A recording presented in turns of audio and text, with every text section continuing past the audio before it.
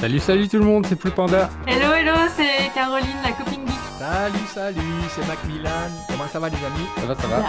Alors Caro, qu'est-ce qui se passe? On se retrouve de nouveau pour reparler des Kickstarter du moment. Et on peut commencer. Allez, c'est parti, go. Jiangnan sur Kickstarter. C'est un jeu qui est fait à Taïwan apparemment. Et je suis très curieuse parce que ils sont pas réputés pour être très fortifs en jeu de société. Celui-ci m'a l'air vraiment, vraiment prometteur. Il me fait penser un peu à Nippon. En fait, ils ont une sorte de mécanisme un peu bizarre comme ça, mais qui est assez original quand même. Donc en fait, c'est du backbuilding et les actions sont sur le plateau sous forme de tokens. Donc c'est des tokens qui suivent une sorte de petit chemin. Et à chaque tour, le joueur va sélectionner un des tokens qui est sur son plateau. Le token est divisé en deux parties. La partie haute, c'est pour l'action, et la partie basse, c'est un bonus en fait. Donc il va choisir un de ces tokens pour faire l'action de son choix sur le plateau, et le token le plus à droite va partir du plateau, et en fait il va récupérer le bonus qu'il y a dessus. Alors, je l'explique très mal, j'ai toujours pas expliqué le pitch d'ailleurs. Sur Jiangnan, on est des intellos en fait, des érudits, des avant-gardistes si vous voulez, des artistes dans la dynastie Ming, et on est là pour essayer de créer des chefs-d'œuvre de littérature ou artistiques, voilà, et on essaye du coup beaucoup de points de prestige, de victoire comme ça. Et je crois qu'il y a des points de renommée, je ne suis pas sûre, mais voilà. Et donc, dans les actions qu'on peut faire sur le plateau, ça va être, par exemple, essayer de récupérer des idées. Donc, les idées, c'est matérialisé par des petits tokens de couleurs. Par exemple, le bleu, c'est pour les idées de peinture, le jaune, c'est pour les idées de littérature, etc. Et le but, c'est de pouvoir créer des œuvres et atteindre ses objectifs comme ça. Ok.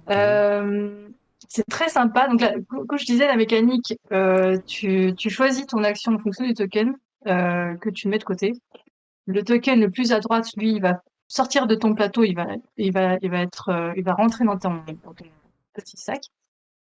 Et tu récupères le bonus qu'il y a dessus. Tu mets ton meeple sur l'action qu'il y a sur le plateau, et à la fin, ça va compter comme une sorte de majorité. Euh, la personne qui aura mis le plus d'assistants ou de meeple sur l'action va pouvoir choisir qu'est-ce qui score le plus, c'est-à-dire est-ce que c'est l'argent qui va scorer, est-ce que c'est les œuvres littéraires qui vont scorer le plus, Mhm. etc., etc.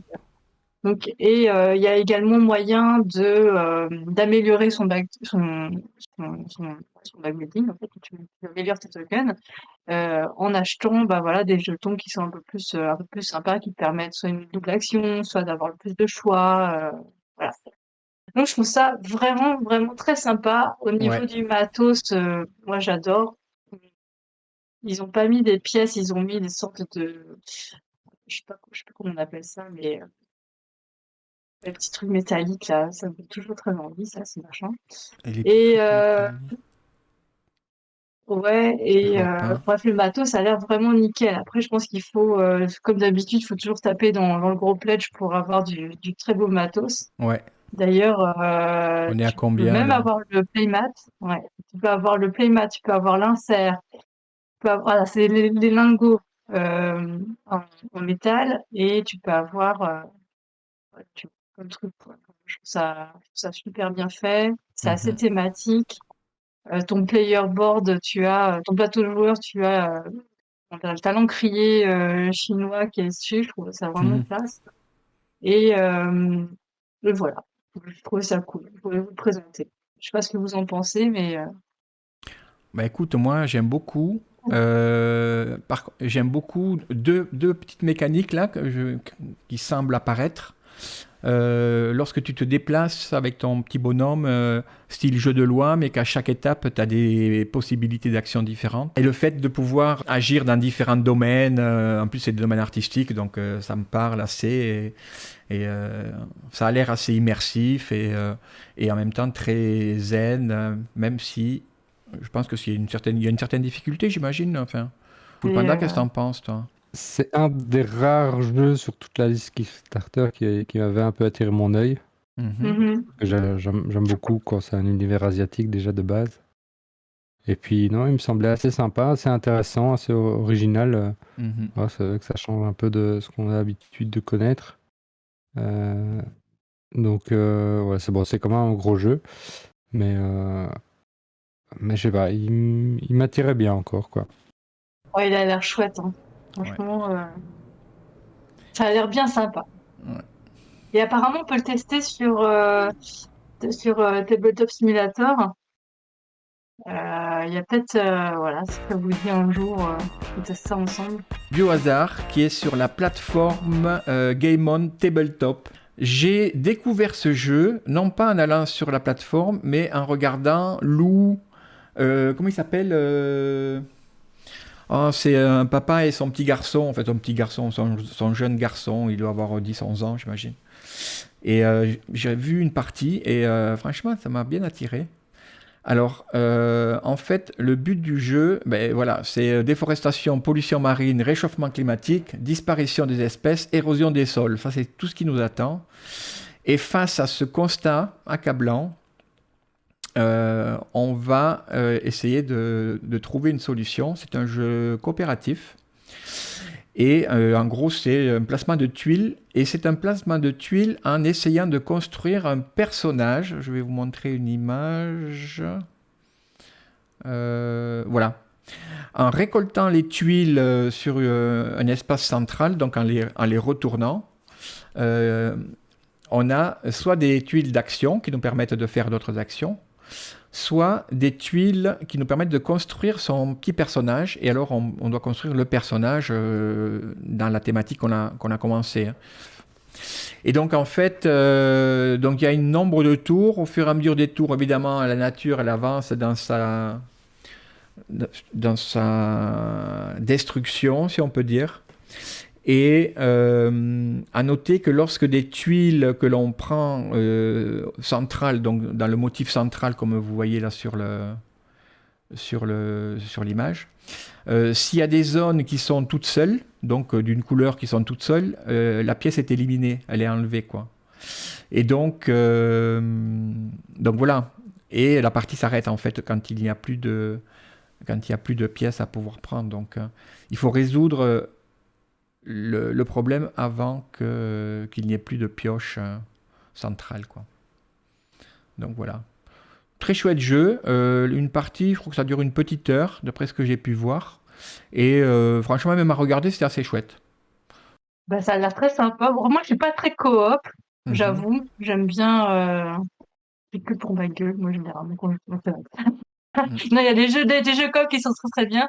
À essayer. Je dis pas non. À essayer. En effet, le thème a l'air très sympa aussi. Ça a l'air tout à fait sympathique. Je sais pas ce que t'en penses, Full Panda. Bon, oui, la thématique est d'actualité et tout. Ça a l'air C'est clair. pas trop mal. Voilà. Maintenant, il faut voir effectivement s'il y a un côté peut-être pédagogique qui est bien utilisé, sympathique, ou si c'est ou un jeu qui a essayé de surfer sur une vague un peu d'actualité, mais qu'en fait c'est pas top. Donc c'est toujours un peu délicat. Mais ouais, ça se tente. Mais le jeu, franchement, avait l'air chouette, hein. Donc moi, je rappelle, j'ai vu une partie jouée en vidéo. Vraiment, ça avait l'air chouette. Par contre, pour rebondir sur la remarque de Tête de Slip, il sera pas, ça m'étonnerait, je pense pas qu'il soit financé en fait. Il est à peine à 13%. Oui. Donc il manque encore un peu. Oh, pas encore. Une dizaine de Il jours. reste 10 jours. Ouais, mais c'est les premiers jours qui comptent, hein. Je vais vous parler d'un certain Resident Evil, le jeu de plateau. Alors, donc, c'est à partir de 1 à 4 joueurs. C'est pour les parties quand même assez longues, parce que c'est minimum 90 minutes. C'était à partir de 14 ans. Et c'est, donc si j'ai bien compris tout le principe, c'est un système un peu d'exploration de donjons, hein, donc dungeon crawler, sauf qu'ici, voilà, c'est plutôt exploration d'une maison abandonnée et infestée de zombies. Mhm.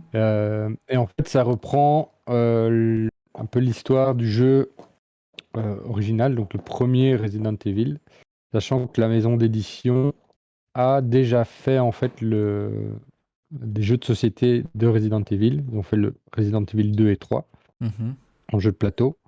Donc ici, voilà, ils ont fait Resident Evil 1. Donc pour ceux qui ont connu le jeu vidéo, c'est basé sur l'histoire du premier Resident Evil.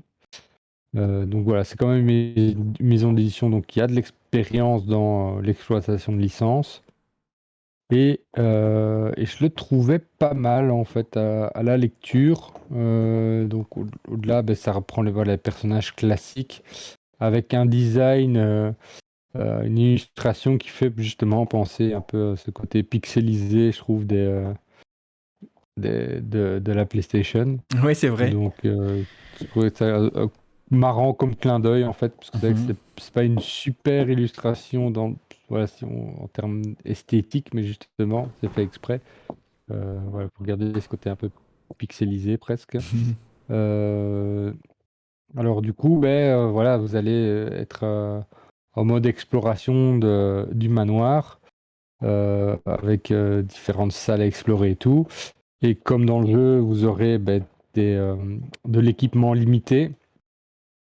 Donc voilà, vous n'aurez pas 350 munitions pour y arriver. Donc il va falloir vraiment faire gaffe à ce qu'on utilise comme ressources. Donc voilà, peut-être qu'il faudra penser à fuir plutôt qu'attaquer. Donc ça dépendra effectivement de ce qui risque d'arriver, vous ne savez pas. Et Mhm. alors ce que j'ai trouvé très sympa aussi, qui est présent en fait dans le jeu vidéo, c'est que pour avancer à certains moments, on va nous demander de résoudre des formes de casse-tête, des puzzles, voilà, pour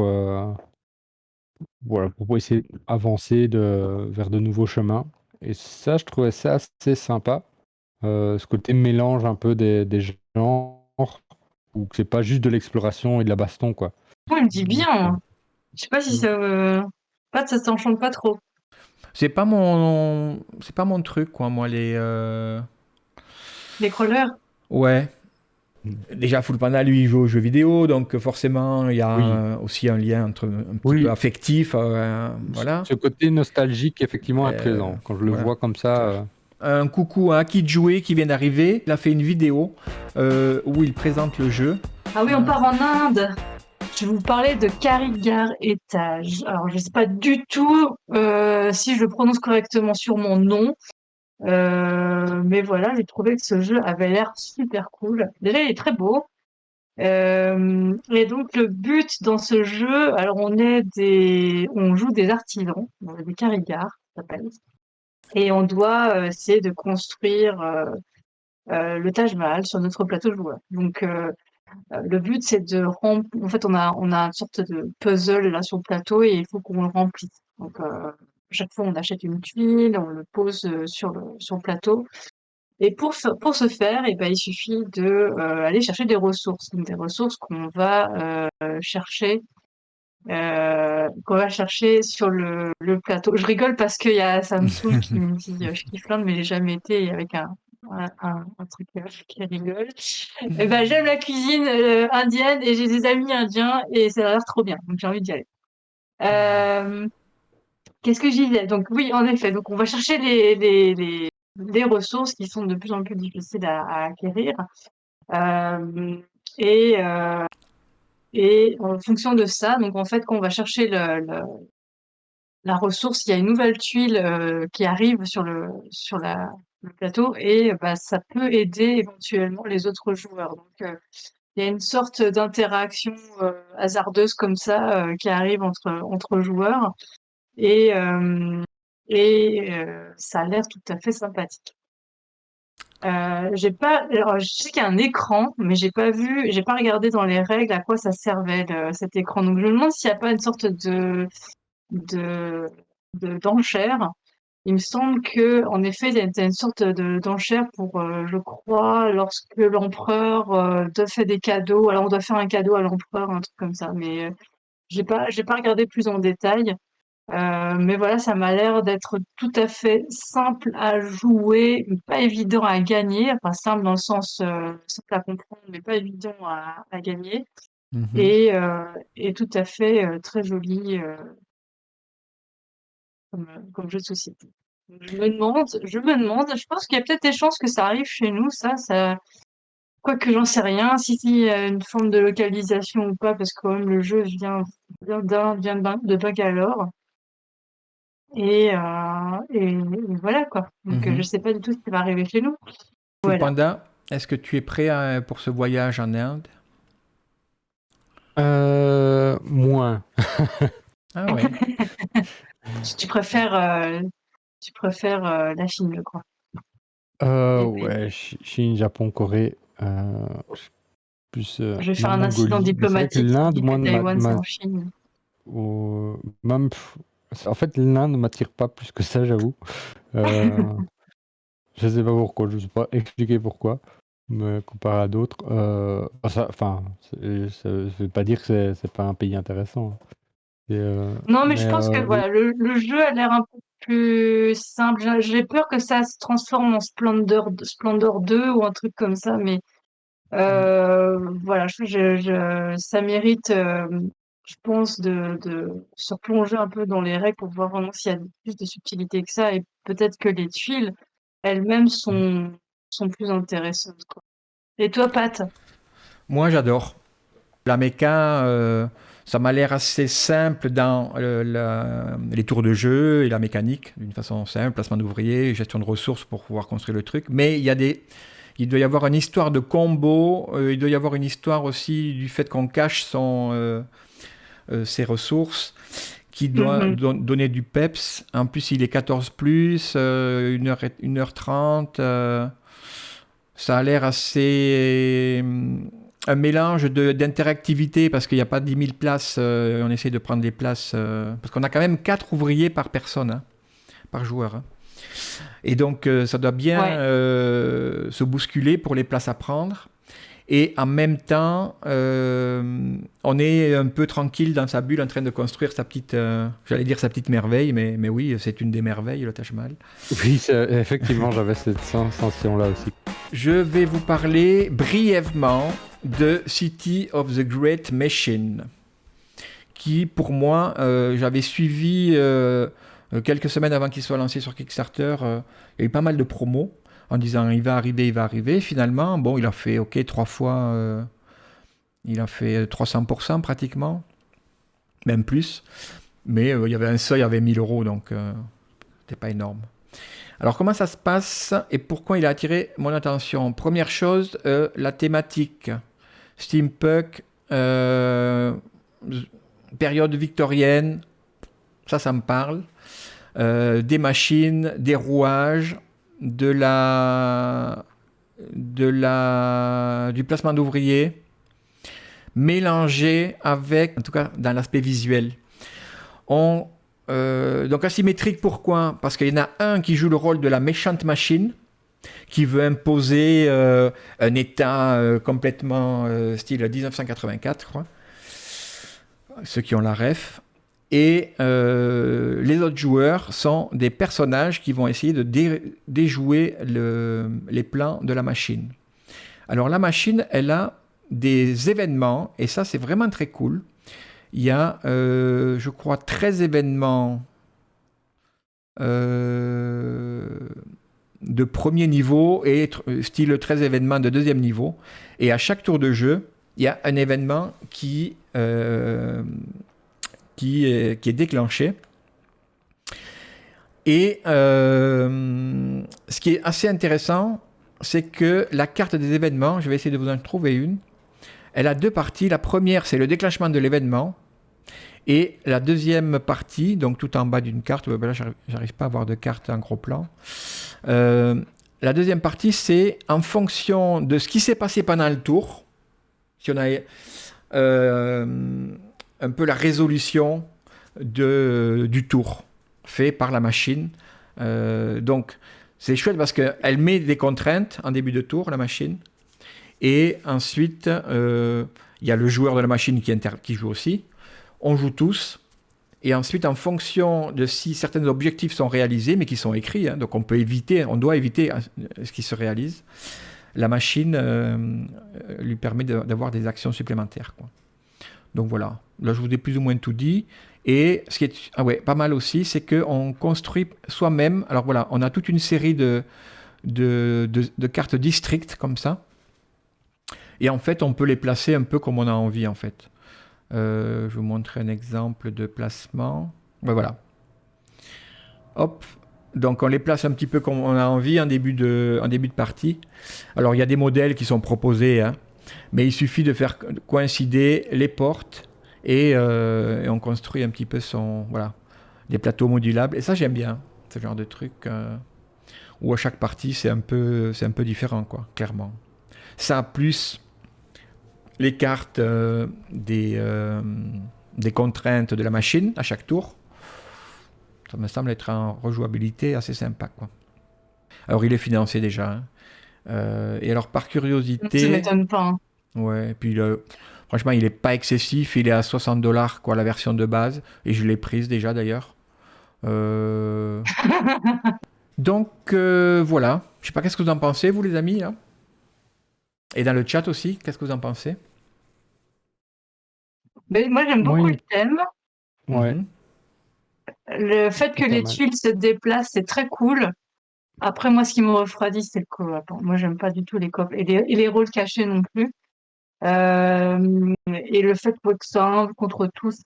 Mais voilà, si c'était pas du coop, ça serait passé, quoi. Mais ça me refroidit un peu que ce soit comme ça. Mais sinon, ça m'avait l'air tout à fait bien et prometteur. Peut-être que moi, je jouerais plutôt la machine pour essayer de tuer tout le monde. Mais voilà. Je sais pas ce que t'en penses, Quentin.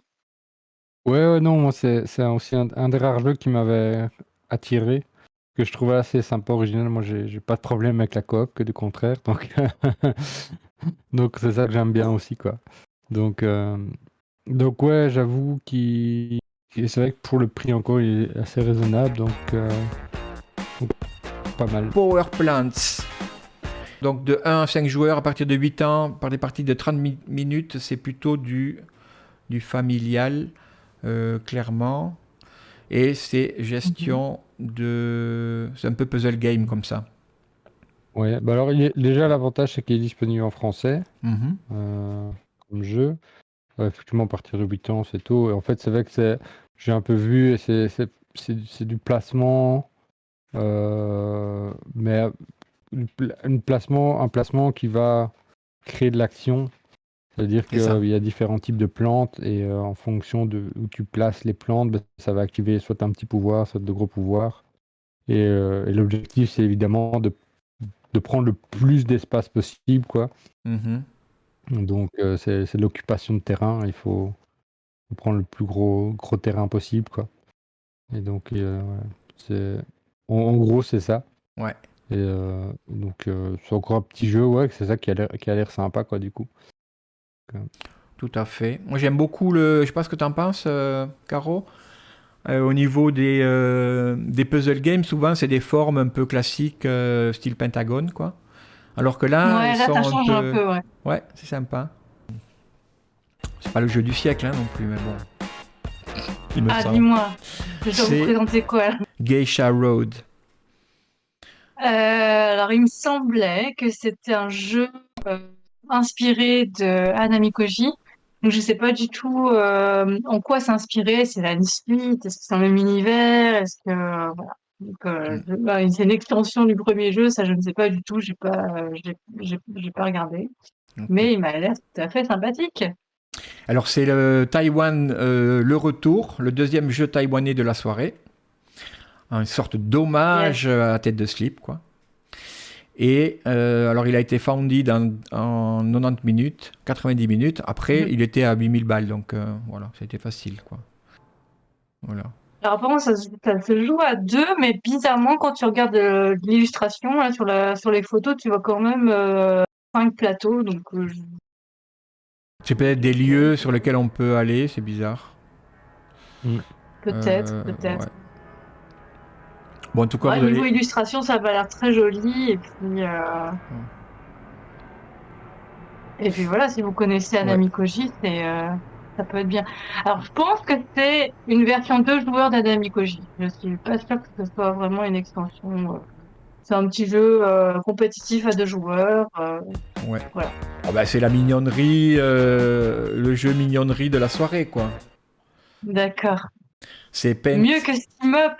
Je me souviens, la dernière fois, on a parlé de Steam Up, on était à fond dedans.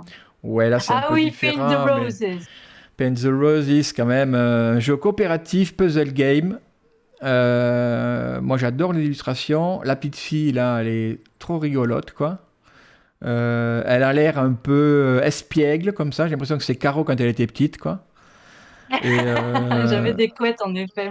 Un puzzle qui est constitué, on retourne et il y a des actions. Et en fonction des actions, on fait des trucs. Bon, c'est bien résumé, ça. Un peu l'univers comme ça. Alice au Pays des Merveilles, quand même, hein, clairement. On est là-dedans, hein, avec le petit personnage avec les moustaches. De là, hein. Ouais. Le lapin, la petite fille espiègle. Et donc voilà. Est-ce que vous avez des commentaires à faire? Donc voilà, bon, écoute, il est mignon en tout cas. On a retenu qu'on pouvait passer quelques minutes dessus parce qu'il était assez mignon, quoi. Voilà. Et là, c'est Caro qui l'a découvert. Parce que quand vous allez voir le jeu, ça a une importance et on doit valoriser son gros travail de recherche pour ce dernier jeu. Valoriser. C'est un truc, je me suis dit, oh mon Dieu, c'est quoi ce machin? C'est ça. Et c'est écrit en japonais. Je sais pas ce que c'est, quoi. Donc j'en voilà. ai aucune idée. Alors, s'il y en a parmi vous qui lisent le japonais, la compagnie s'appelle Gotani. Gota 2, Gotani. Et je sais pas si c'est vrai. Ça a l'air mignon. Alors, je sais juste lire le fait que ce soit un jeu pour 1 à 4 joueurs, que ça se joue entre 30 et 45 minutes, et après, je sais pas lire. Donc, j'en ai aucune idée. Tant qu'il y a des chiffres, ça va. C'est ce que je peux vous dire. Ouais, il y a des chiffres, il y a des petits dessins manga, ça a l'air trop mignon. Et ça a l'air pas con du tout quand tu vois qu'il y a des icônes, des chiffres, des machins, Il n'y a même pas les règles en anglais, rien? Il y a rien. Je crois qu'ils sont auto-centrés comme pas possible. C'est tout en japonais et puis pour le marché mondial, on se démerde. Il y a un look Happy City comme ça. On a fait une petite traduction. Oui. Alors, je vais vous lire la traduction de ce jeu, hein. Donc, développer la ville en créant 10 types de bâtiments avec des actions simples de collecter des ressources et construire. Je lis littéralement la traduction. Excusez-moi, c'était pas très français ce que je vous dis. Alors, il faut payer le symbole de la carte de votre main et construire le bâtiment. Le symbole de la carte de sa main, ok. Ensuite, des cartes préconstruites créent des symboles utilisables en plus des points de victoire. Le défi est de savoir comment bien utiliser les cartes de votre main et les cartes préconstruites et construire un bâtiment rapidement et sans faute.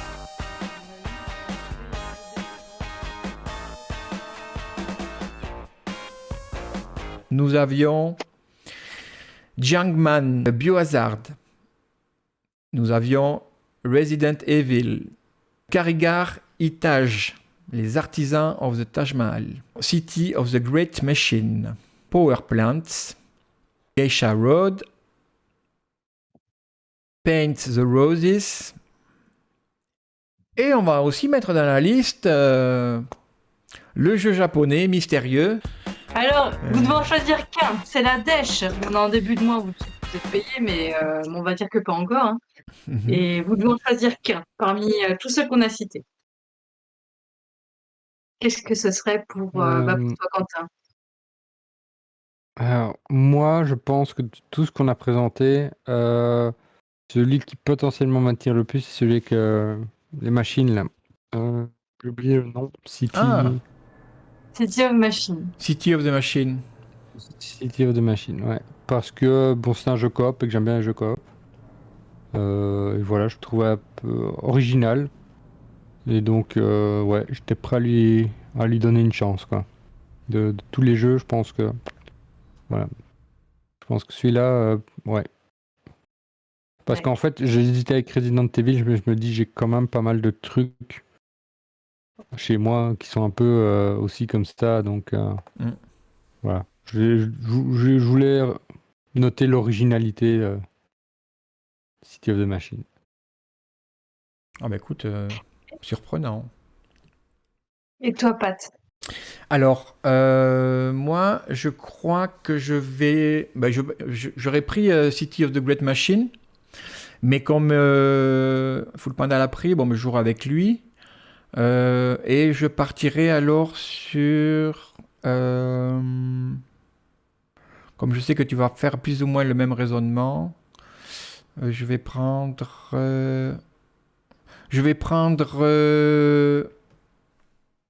Karigar Taj. Voilà, je vais construire le Taj Mahal et on le construira ensemble si vous voulez bien. Voilà. Il a l'air rigolo celui-là. Ouais. Et ben moi je vais choisir Jiangnan. Je pense que c'était pas trop un suspense pour qui que ce soit. Je pense que c'était C'est ce que j'ai pensé aussi. ouais. C'est le jeu qui me dit le plus. Mais le Taj Mahal me disait bien aussi. Et après le Taj Mahal, je pense à Resident Evil, mais Akijui me défend de regarder de le pledger. Mais voilà, je pense que Jiangnan et en effet le jeu du Taj Mahal me dit c'est bien. Je pense qu'entre les deux, du coup, comme tu prends le Taj Mahal, je vais prendre Jiangnan. C'est ça, mais j'ai fait le même calcul en fait. Donc ça tombe bien. Et en plus, il y a City, donc c'est génial. Alors, qu'est-ce qu'on a comme proposition? Quels sont les choix de nos amis? Ça recommence où? Alors, on a le premier qui s'est jeté dans l'arène du choix, c'est GameStef qui propose City of the Great Machine. Franchement, j'approuve à mort. Ensuite, on a Miroslav qui proposait la même chose, ou bien le jeu japonais, ou asiatique, japonais, je crois qu'il proposait. Dead to Sleep aussi. GameStef, en fait, on sélectionne un KS par émission, oui, mais ça veut pas dire qu'on le prend le pledge. Hein. C'est pas parce qu'on en a choisi un qu'on va pas pledger les autres aussi. Hein. Oui, t'as... Salut à tout le monde. Salut. Salut, bisous. À bientôt. Ciao. Ciao.